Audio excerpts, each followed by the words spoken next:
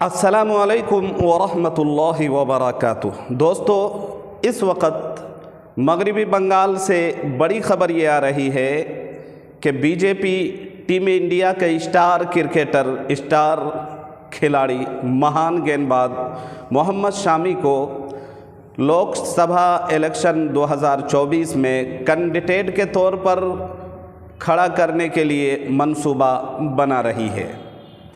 जी हाँ, इस वक्त सोशल मीडिया पर यह खबर बड़ी तेज़ी से वायरल हो रही है। तकरीबन तमाम न्यूज़ चैनल्स वाले इस खबर को नश्र कर रहे हैं, इसको शाये कर रहे हैं, दिखाया जा रहा है।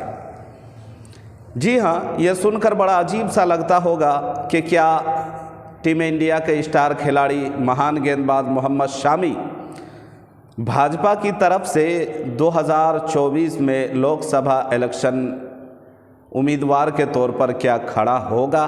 क्या वो इलेक्शन लड़ने के लिए अपने आप को तैयार कर पाएंगे? माइंड सेट करके क्या वो फील्ड में ऑन फील्ड उतरेंगे? क्या बीजेपी के कार्यकर्ता या कैंडिडेट के तौर पर खड़ा होने के बारे में सोचेंगे? तो ये अपने आप में एक सवाल है। चलिए आइए जानते हैं विस्तार से ये खबर।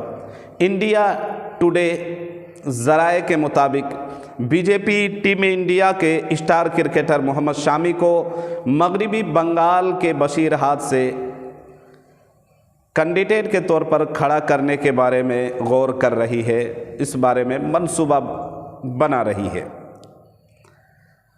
अगरचे बीजेपी पार्टी की क़यादत उन तक पहुंच गई है, संदेश, बात, उपदेश पहुंच गई है, लेकिन सवाल ये है कि क्या मोहम्मद शामी खड़ा होंगे?